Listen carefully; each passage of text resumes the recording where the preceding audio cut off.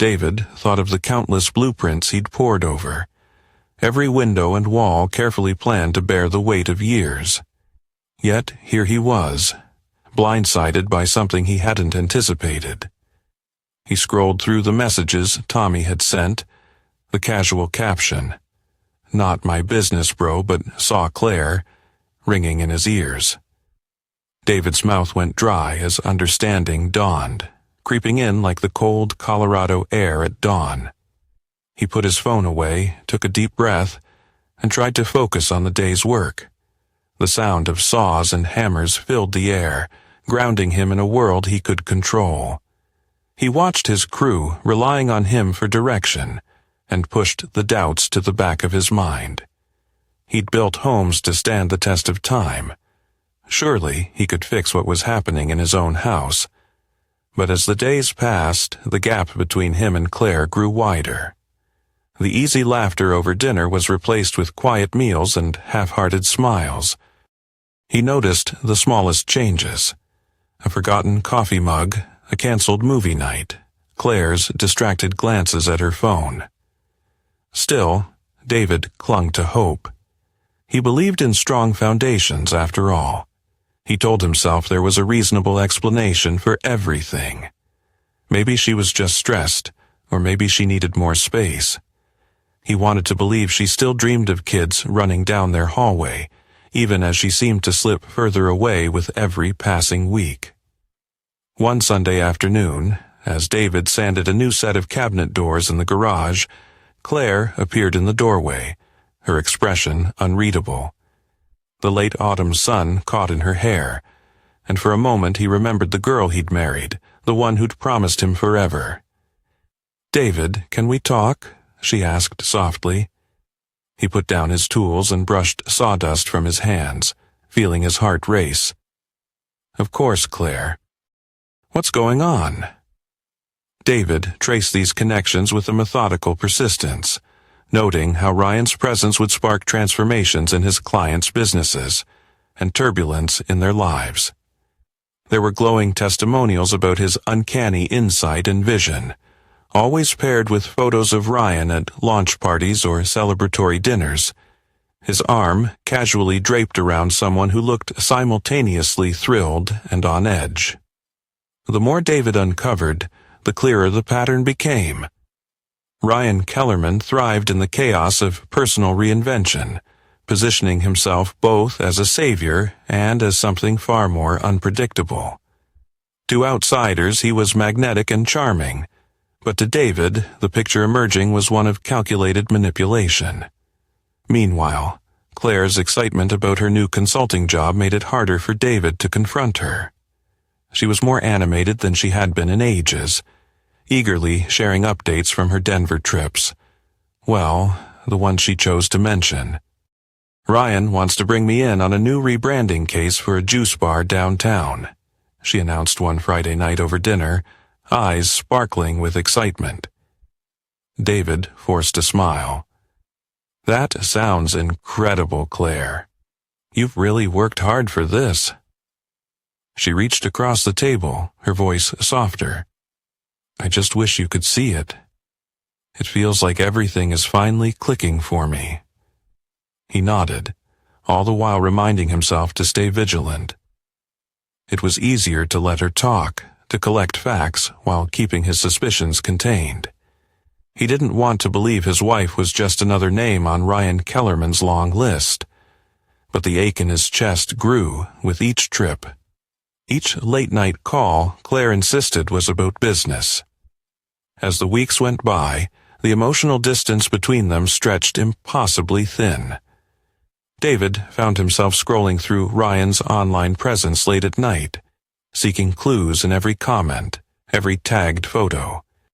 He noticed how Claire had begun adopting some of the phrases and ideas that Ryan frequently used in his marketing talks.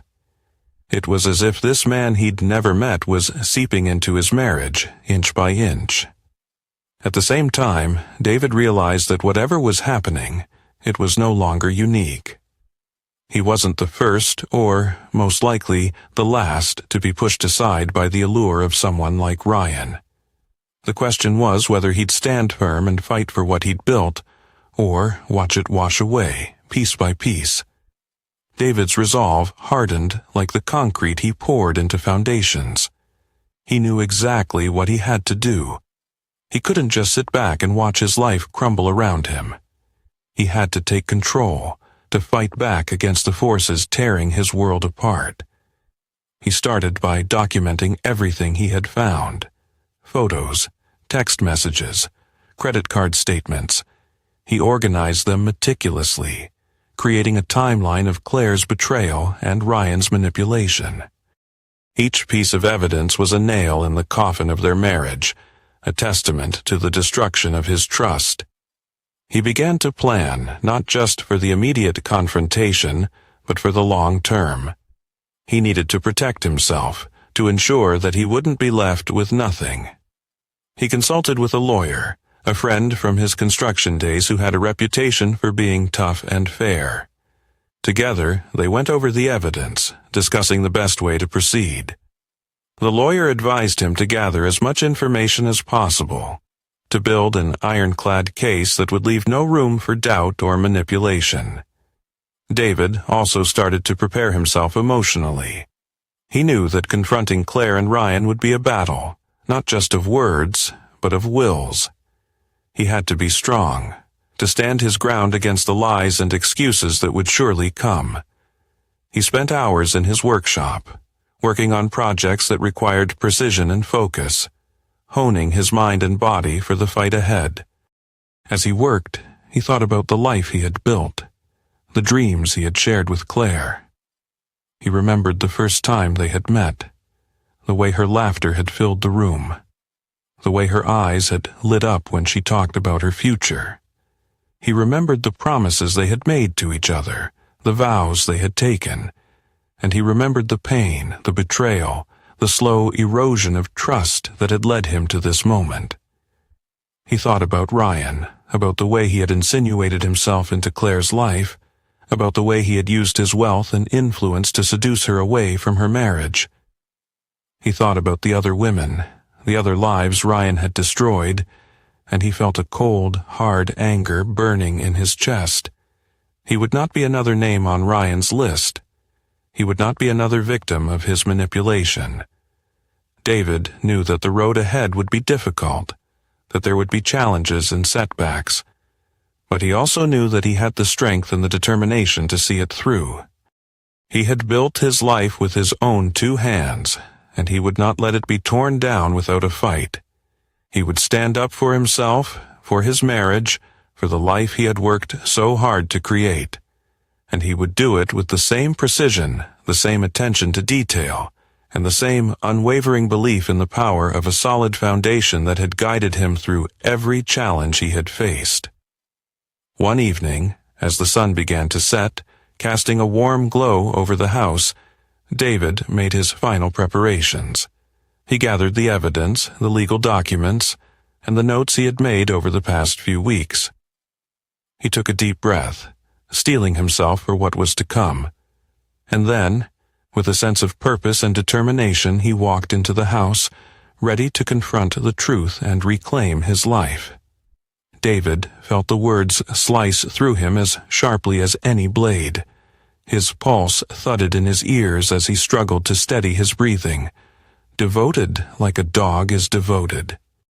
Claire's comment echoed, her tone all too clear, dismissive, almost mocking. It was a truth spoken behind his back, meant only for her cousin, but it cut deeper than he was prepared for. Every Thanksgiving was hard, but this had crossed an invisible line. He took a moment to collect himself before walking out of the kitchen, careful to mask any emotion. The house was filled with laughter and the clinking of glasses, everyone comfortably ensconced in their own narratives. Claire, radiant and perfectly composed, didn't notice him pause at the doorway.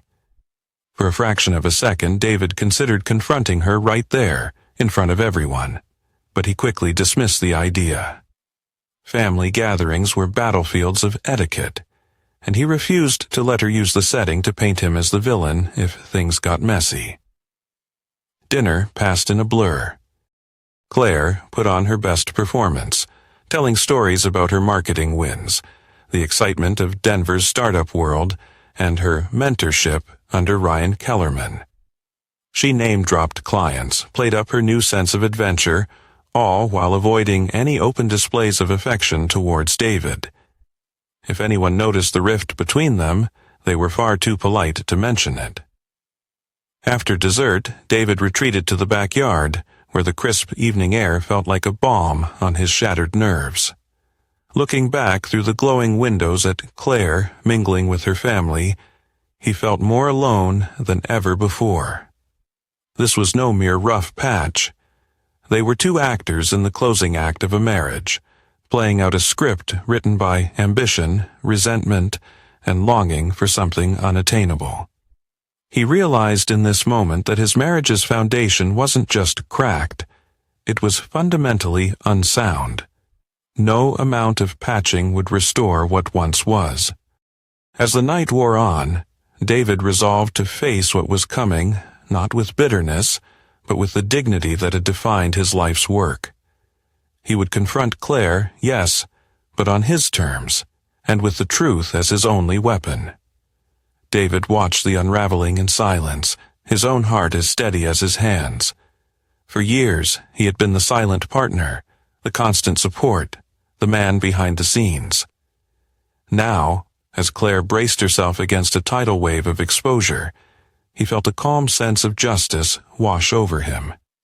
Claire excused herself from the table, her voice trembling as she murmured something about needing to take a call. Family members exchanged puzzled glances, suspicion flickering in their eyes. David followed her movements, never once betraying the storm of emotions within. He continued to serve the turkey, filling plates and offering warm smiles to the children, as though nothing in the world had changed. However, inside, David knew everything was different. The mask had slipped, and with it, Claire's carefully curated narrative was tumbling out for all to see. No one in the room knew the full scope, at least not yet, but they could sense the shift in atmosphere. Tension simmered just beneath the surface, sharp enough to cut through even the stuffy politeness of the winter's family Thanksgiving. As the meal wound down, Claire did not return right away. David made polite conversation, but inside he was putting the final touches on the plan that would finally put him in control of his own story. For a moment, he caught his reflection in the polished window, illuminated by the family's laughter behind him. For the first time in years, he recognized the man staring back, not just a builder of homes, but someone strong enough to rebuild his own life. Claire reappeared eventually, pale and shaken. She met David's gaze from across the room, her expression pleading and desperate, but David simply nodded, acknowledging the inevitable truth that had just been set in motion. He excused himself quietly from the table, ready to have the conversation he knew could no longer wait. "Don't make excuses, Claire. Not tonight," David said, voice firm and unwavering. He set the suitcase by the door, stood tall, and faced her directly. "All I wanted from you was honesty. You never gave me that, not once these last few months. I would have rather heard the harsh truth than lived in this carefully staged lie." Claire's eyes shimmered, but instead of tears, it was a glare of challenge and desperation. "You don't know how hard it's been, David. You've been so wrapped up in your work, in your routines. I needed more than that. I wanted someone who saw me as more than just a pretty wife or someone to manage your business image." David shook his head, his expression a mask of hard-earned clarity. "You wanted more, Claire? You wanted something other than stability, loyalty, and respect? Fine. I hope whatever you find on the other side of all this truly makes you happy." She opened her mouth, but the words caught in her throat. Silence settled heavily between them, the weight of everything unspoken now crushing and undeniable. David gently brushed past her and carried his suitcase to the hallway. The home he had built for love now felt like a stranger's house, the familiar walls echoing with a cold sense of ending. He paused at the door, keys in hand. "I'm not angry anymore, Claire. Part of me even wishes you well. But I won't be what you settle for while you reach for something else. I deserve better, and honestly, so do you." For a moment, neither moved. Claire stood frozen in the threshold, the enormity of her choices finally catching up to her. David stepped outside, the cool night air biting at his skin, and closed the door softly behind him. As he walked to his truck, leaving behind the life he had worked so hard to build, there was sadness, but also relief. He would rebuild, as he always had, starting from the most important foundation of all, his own truth. He gathered his personal and financial records, closed the joint accounts, and redirected his paychecks into a new bank solely in his name. He spent hours on the phone with his attorney, making sure every legal detail was in line, from the division of property to the steps needed for an official separation. As he worked through the logistics, he felt a sense of order returning, the chaos inside him slowly coming under control. At the house, Claire called repeatedly and sent long emails begging for another chance. She promised counseling, swore that the affair wasn't what it seemed, pleaded with David to think of their years together. David read each message. Some he deleted unanswered, others he saved for the record. The old urge to fix things, to believe her stories, or soften for her tears, faded a little more each time he steeled himself against her attempts. The town of Pine Ridge buzzed with rumors, the photographs and stories spreading faster than wildfire. Claire's yoga studio clients began to distance themselves, some quietly canceling memberships, while others sent awkward supportive messages to David. His business associates called to offer sympathy, and a few even thanked him for his honesty, admitting they'd always wondered about Ryan Kellerman's intentions around their wives and businesses. David focused on his work, pouring himself into the construction sites where he still felt grounded and capable.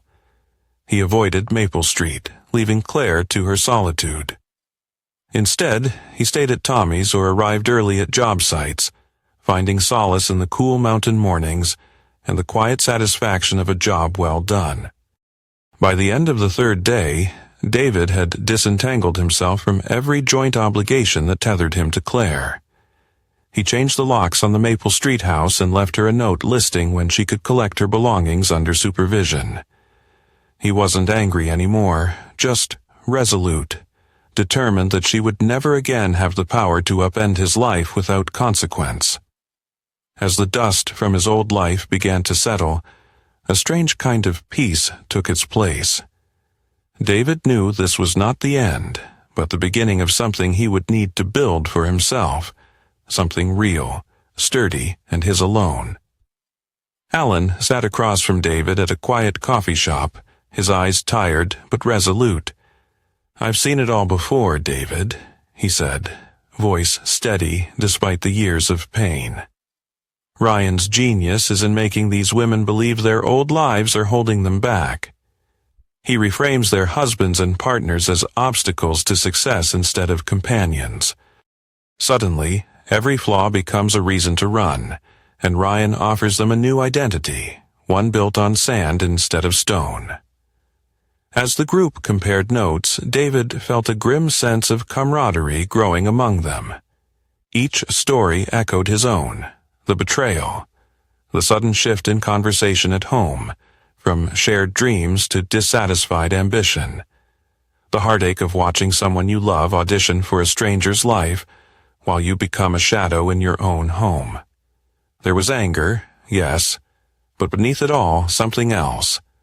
A determination not to let this continue unchecked. Together they began constructing a plan. David assembled a detailed timeline of Ryan's interactions with their partners, meticulously documenting every social media post, business conference, and suspicious overnight trip. Marcus shared his legal expertise, helping identify moments when Ryan's persuasion veered close to manipulation or even business ethics violations. Travis used his contacts to gather professional complaints from other small business owners burned by Ryan's empty promises. Alan, as a therapist, offered insight into the emotional tactics at play and provided advice on how to communicate their findings without seeming bitter or vengeful. The men met weekly, sometimes in person, sometimes via late-night conference calls. The network grew as more husbands and partners reached out, each one with a story that fit a now unmistakable pattern. They weren't seeking revenge, but awareness, a chance to protect others from falling into the same elaborate trap. For David, there was catharsis in action. Rather than simply mourning what he'd lost, he began to channel his energy into something proactive, something meaningful. The more he learned, the more resolved he became. Justice didn't always come from the courts, but from telling the truth boldly and refusing to remain a silent casualty. As winter gave way to spring in Pine Ridge, David realized he'd shifted from being a victim to being a leader. He could not rebuild his own marriage, but he could help others hold on to theirs, or, at the very least, give them the clarity to understand what had happened. In unity, the men found affirmation that their pain was real and undeserved, and in that solidarity they discovered the first foundation stones for their new lives. The elevator ride up was silent, the air thick with anticipation. Marcus stood beside David, his expression neutral, but his eyes betrayed a hint of the anger that simmered beneath the surface. David wore a tailored suit, his calloused hands tucked neatly into his pockets, a stark contrast to the polished, sleek environment. He took a deep breath, steeling himself for the confrontation that lay ahead. The doors slid open to reveal a spacious reception area, where a young woman greeted them with a professional smile. "Good morning, gentlemen. How can I assist you today?" she asked, her voice as polished as the surroundings. Marcus stepped forward, extending his hand. "Marcus Webb, and this is David Morrison. We have an appointment with Mr. Kellerman." The receptionist checked her computer, her smile never wavering. "Of course, Mr. Webb. Mr. Kellerman is expecting you. Please follow me." They were led through a series of glass-walled offices, each one a testament to Ryan's success. The walls were adorned with framed awards and photographs of Ryan with various clients, all smiling and seemingly content. David's gaze lingered on a photo of Ryan with Claire, her arm draped casually around his shoulder, her eyes sparkling with a familiarity that made his blood boil. The receptionist knocked softly on a heavy wooden door before opening it to reveal Ryan's office. The room was expansive, with a large desk made of polished mahogany and a wall of windows that offered a breathtaking view of the city. Ryan stood up from his chair, a broad smile on his face as he extended his hand toward Marcus. "Marcus, it's great to see you again," Ryan said, his voice smooth and confident. "And you must be David Morrison. I've heard a lot about you." David shook Ryan's hand, his grip firm and steady. "Likewise, Ryan, it's a pleasure to meet you." They took their seats, and the conversation began with the usual pleasantries. Marcus and Ryan discussed potential real estate investments, their voices blending into a background hum as David's mind raced. He studied Ryan's mannerisms, the way he leaned forward when he spoke, the subtle gestures that hinted at his confidence and control. But beneath the polished exterior, David saw the cracks, the same cracks he'd seen in Claire's facade. As the meeting progressed, David's resolve hardened. He knew exactly what he had to do. He would use every resource at his disposal, every connection, every skill he'd honed over the years to dismantle Ryan's carefully constructed world. He would expose the truth, not just for himself, but for every man who had been manipulated and betrayed by this predator. The conversation shifted to more personal topics, and Ryan's eyes flickered with curiosity as he turned his attention to David. "So, David, Marcus tells me you're quite the builder. What brings you to the world of real estate?" David met Ryan's gaze, his expression calm and measured. "I'm here because I believe in building things that last, Ryan, and I've come to realize that sometimes the best way to build something new is to tear down what's old and rotten." Ryan's smile never wavered, but there was a flicker of uncertainty in his eyes. "Well, David, I'm all for progress. But I must admit, I'm not sure I follow your meaning." David leaned forward, his voice low and steady. "I think you do, Ryan. And I think it's time we had a little chat about the kind of progress you've been making in this town. It was built on years of manipulating people without consequence, of skirting just inside the boundaries of respectability while leaving chaos in his wake. Ryan had perfected the art of appearing benevolent, of clouding his intentions with charm and ambiguity, certain no one would ever call his bluff." David replayed the whole encounter as he and Marcus walked to the car. "He doesn't do any real work," David observed quietly. "He orchestrates things, pulls strings, sets the scene, and lets others act out the roles he's written for them. The office, the stories, the perfectly crafted image, it's all smoke and mirrors." Marcus nodded, glancing over his shoulder as if expecting Ryan to appear, grinning from the polished lobby. "The thing is, guys like this eventually trip over their own egos. He's so convinced he can't lose that he leaves trails no one bothered to look for until now." David felt a strange sense of satisfaction. Every word, every detail was another brick in the case they were building, a blueprint for exposing everything Ryan had worked so carefully to hide. "We'll use his confidence against him," he said. "He's used to being admired, envied. He won't see it coming when people start asking real questions, when we start shining a light on the patterns he's hidden in plain sight." Back in the truck, Marcus pulled out his phone and started contacting their growing coalition. "We set the trap," he said. "Now, let's see how fast Ryan walks right into it." Driving away from the glass towers of downtown Denver, David felt resolve take root. He was no longer just the betrayed husband. He was a builder again, but this time he was building a reckoning. "Are you really going to do this to me, David? We could still handle this quietly. You don't have to ruin my reputation over a mistake. Please, let me explain." David read the message in silence, the words feeling cold and calculated, more concerned with self-preservation than remorse. For a moment, he thought back over the past 10 years, the mornings spent laughing over coffee, the house they'd built together, the whispered promises of forever. Now, all of it felt staged. What pained him most was realizing how far she'd gone from who she once was, and how deeply she was involved in Ryan's schemes. He tapped out a reply, keeping it short and direct. "We're past quietly. This goes public, Claire. Actions have consequences. I won't protect what you've done, to me or to anyone else." Across the room, Travis was piecing together documents for the media, while Alan worked on gathering statements from other victims. Marcus was drafting formal complaints to the building's management, using every bit of professional experience to ensure their claims were impossible to ignore.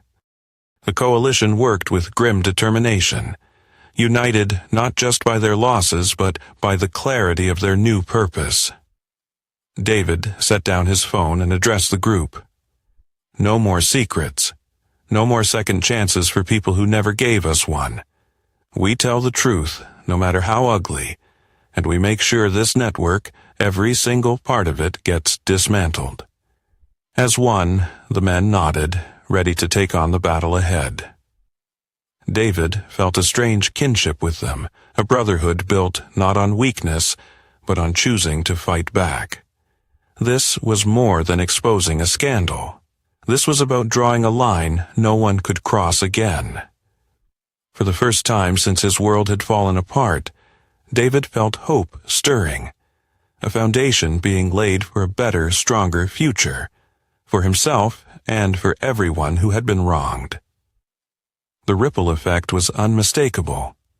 Word traveled fast in Pine Ridge, and by midday, Claire's once proud yoga studio was losing its foundation. Clients she'd counted on for years were suddenly unreachable, their trust shattered by whispers of betrayal. Some sent terse emails demanding reassurance. Others simply vanished, erasing themselves from the mailing list without a word. The phone rang constantly, each call a reminder that her carefully sculpted image was slipping beyond her grasp. Meanwhile, David stayed resolute. He answered none of Claire's messages, choosing instead to guide his coalition as their campaign gained momentum. Travis confirmed that local media wanted to meet with victims in person, eager to hear the full story. Marcus reported that interest from business leaders was growing, with several vowing to avoid any future dealings with Ryan or anyone connected to him. Alan's connections yielded an invitation for David and several others to speak at a local therapist's roundtable on emotional manipulation and community resilience. David found satisfaction not in revenge, but in watching the truth finally come to light.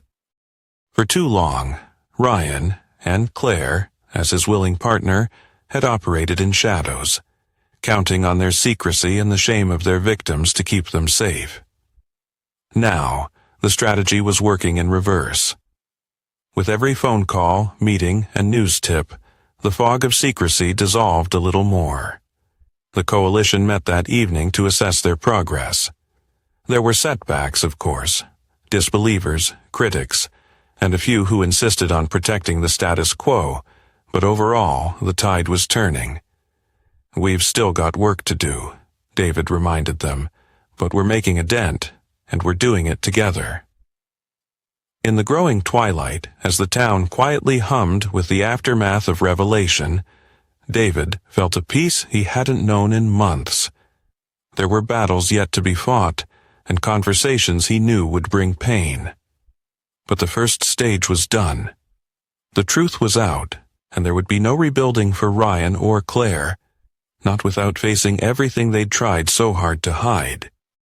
By Wednesday night, Claire's world was unraveling at an accelerating pace.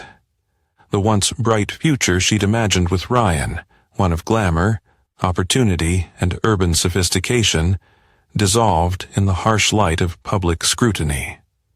The yoga studio she'd poured her ambition into was now surrounded by suspicion and fading hope. Even in private, her friends and colleagues were distancing themselves, unwilling to be caught in the crossfire. David watched the fallout with a sense of finality. He didn't take joy in Claire's pain. He was far beyond that now. He felt only the somber responsibility of telling the truth, and the relief that came, at last, from no longer being bound by secrecy and pretense.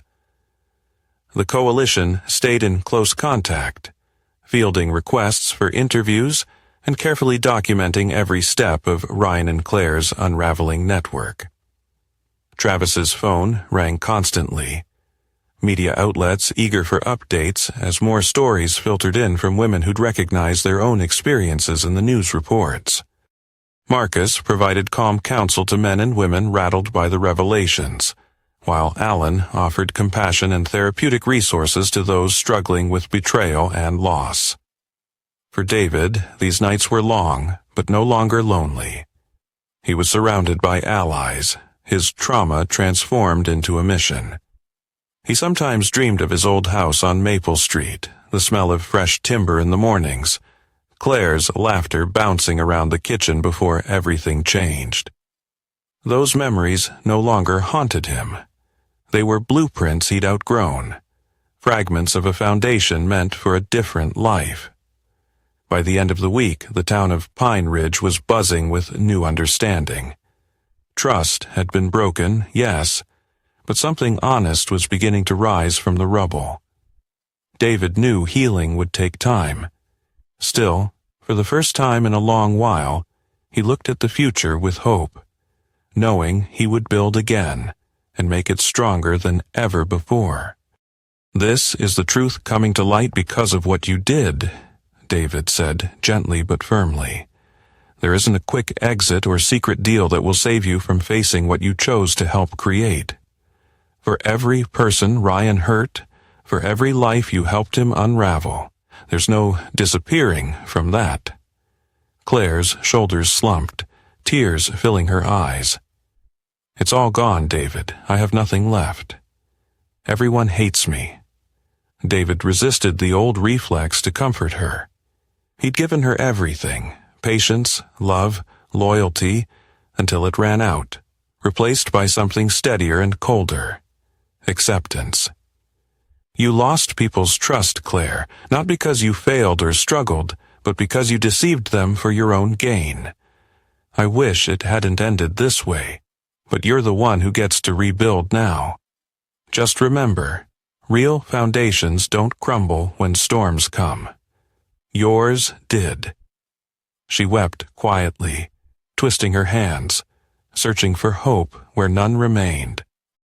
David, seeing her so small and defeated, felt something loosen inside, a sense of closure he'd never thought possible. He returned his attention to his plans, the lines and measurements a promise of new beginnings. Claire lingered a moment longer, then turned and left, stepping out into the night as quietly as a hope slipping away. Tommy watched from the porch, then joined David inside, offering a wordless pat on the shoulder. Outside, in the dusky calm, the world was unsettled but honest.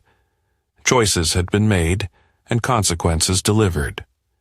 Through loss and exposure, a different kind of integrity was beginning to take shape, one built not on illusions, but on the enduring possibility of something genuine and resilient to come. He discovered she had borrowed against the studio to cover both her personal expenses and flashy business upgrades suggested by Ryan, maxing out credit cards, draining the business's savings, and even missing several tax payments. Without the steady stream of well-paying clients, the debts became impossible to ignore. The empire of confidence Claire had constructed, brick by brick, was now collapsing under its own weight. By dusk, Claire's desperation turned to pleading voicemails and tearful texts. She begged David to reconsider, to testify on her behalf if any lawsuits arose, to help her find a way out of the financial ruin. David listened to each message with a heavy but resolved heart. He gave her no answer. He owed her nothing, not after the choices she'd made so willingly. Meanwhile, the community's attention stayed fixed on the unraveling of Ryan's operation. With his arrest and mounting legal trouble, countless former clients felt emboldened to go public. Victims brought forward billing records and emails that corroborated the fraud charges and outlined the exact nature of his psychological manipulation. Regional TV and papers ran in-depth exposés that finally connected the dots, showing how Ryan's methods targeted isolated communities, undermined families, and left emotional and financial devastation in his wake. David's coalition worked tirelessly to keep the stories of personal betrayal in the conversation, ensuring the world saw not just a con man, but a serial manipulator who weaponized trust for profit. Lawsuits began to stack up, and prosecutors recognized their testimony as vital to showing a broader scheme of exploitation. As for David, life felt raw but clean for the first time in years. He was no longer haunted by doubts. In the evenings, he returned to his new apartment, dust on his boots and a calm in his chest. He poured himself a cup of coffee or a glass of whiskey and charted plans for the next phase of his business. A new neighborhood development outside Pine Ridge, one that prioritized honest work and lasting value. He had not destroyed anyone. He'd only cleared away the rot so something solid could be built in its place. And as the storm faded, honest people came together, ready to frame out a future where trust would not be so easily broken. We'll help her get legal counsel if she needs it, but any rebuilding she does from here will need to be done on her own terms, with her own effort. We just wanted you to know, you're not alone in this, David. A silence settled between them, heavy with the gravity of Robert's words. In that pause, David heard not just regret, but resolve. A quiet admission that love requires accountability, and that even in family matters, character ultimately counts for more than blood ties. "Thank you, Robert," David said, genuine emotion threading through his steady voice. "That means a lot. I want you to know I never set out to ruin Claire's life. But she crossed lines that can't be uncrossed. Sometimes protecting the future means letting the past fall away." Robert sighed, weariness and sadness mingling in the sound. "We understand. I hope you find peace, David. And I hope one day Claire will too, when she's honest with herself about what she's done." After hanging up, David sat quietly, reflecting on how much had changed in just a few months. Claire's actions had shattered many assumptions about loyalty, love, and even the strength of community. But now, with truth and trust rebuilding from the ground up, a burden lifted from his shoulders. Whatever the future held, it would be anchored not in secrets or wishes, but in honesty, no matter how painful that might be. For the first time in years, David imagined that foundation might just be sturdy enough to build something truly lasting. David read the headlines and felt a steady sense of true closure settle over him. Justice had finally caught up to the architect of all that pain, publicly and irrevocably. The once unreachable Ryan, who had ruined families and built his empire on the destruction of trust, now faced not just jail time, but the condemnation of everyone who had once feigned admiration for him. It wasn't just a fall from grace, it was a collapse, foundation and all. As the rest of Pine Ridge processed the aftermath, David saw subtle signs of healing emerge. Neighbors who once whispered now greeted him with honest respect. Business associates expressed gratitude, not just for his steadfast work, but for helping their town reclaim something lost. Even clients who had once kept him at arm's length now smiled when he visited job sites. He took solace not in anyone's suffering, but in the purposeful work of recovery. Every hour he spent on new blueprints or solving a tough design challenge felt like another board in the framing of his future. He poured his time into building, sometimes alone, sometimes with company, always refusing to let bitterness become the cornerstone of his rebuilt life. Claire, for her part, faded quietly into the background of town life. Without her safety net, she moved to a smaller apartment, took on part-time work at another studio, and began, as far as David could tell, a long and lonely process of coming to terms with reality. Her parents' tough love forced responsibility upon her at last, leaving her no option except to face herself honestly. David often walked the hills around Pine Ridge in the evening, watching the sun set across the mountains. Each day brought him further from the wreckage of the past, and closer to the man he was always meant to be, resilient, principled, and ready to build something better. For all that had been lost, something enduring remained, the knowledge that strength, once forged in pain, could become the bedrock of genuine hope. And with every sunrise, David remembered his true calling, not just as a builder of homes, but as a craftsman of honest, lasting lives. Alan rekindled his relationship with his daughter, who had reached out after seeing his courage in speaking up and advocating for others. Slowly, Each member of the coalition began rebuilding not just their personal lives, but also the network of trust and community spirit Ryan had tried to destroy. Their shared ordeal became the foundation for stronger bonds, deeper friendships, and honest new beginnings. David, too, was finding purpose beyond just putting up walls or laying foundations. He started offering workshops in his new home's spacious shop, teaching practical skills to local kids and adults who wanted to learn how to make something lasting with their hands. His evenings were often filled with laughter, the satisfying clang of tools, and the easy conversation that only comes when everyone feels welcome and safe. There were quiet nights when he reflected on everything he'd survived. The wounds of betrayal no longer stung the way they once had. Instead, he looked back with gratitude for his own resilience, for the true friends who'd stood beside him, and for the hard lessons that shaped him into someone even stronger and wiser. He knew love might return someday, and if it did, it would be the sort built on honesty, teamwork, and appreciation for shared effort. For now, David found contentment in honest work, quiet evenings, and the peace of a life built entirely on his own terms. As another Colorado morning dawned, golden and full of promise, David stepped out onto his porch with his coffee, breathing in the mountain air. There was no bitterness in his heart, only the steady pride of a builder who had torn down what could not be saved and constructed something beautiful, true, and lasting in its place. But the life he was living now was rooted in reality, in tested values, in a sense of integrity that didn't demand perfection, just honesty and effort.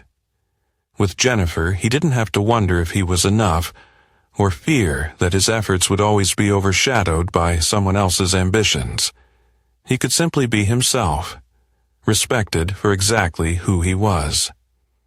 He met Tommy at their usual spot downtown, greeted by the familiar scrape of chairs and the smell of strong coffee.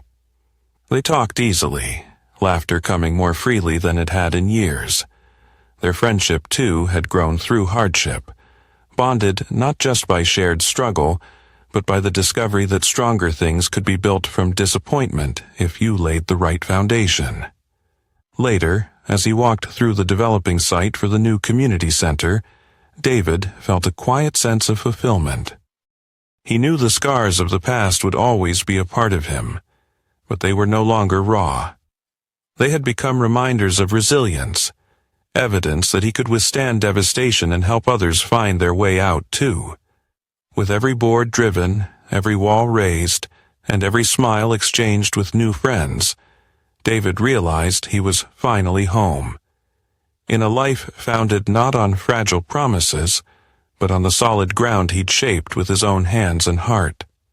Again, soon, in the laughter of friends, the rising walls of new projects, the first rays of sun catching on fresh paint or sawdust in the morning light.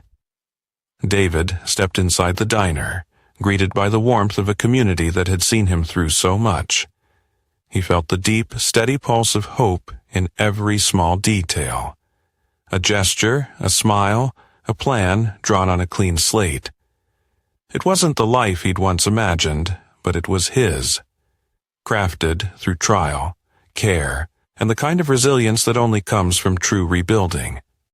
In this place, surrounded by people who valued honesty over illusion and real partnership over performance, David Morrison had finally found a home within himself. And as the day unfolded, filled with promise and purpose, he knew he would keep building, one sturdy step at a time, for as long as he had hands, heart, and hope.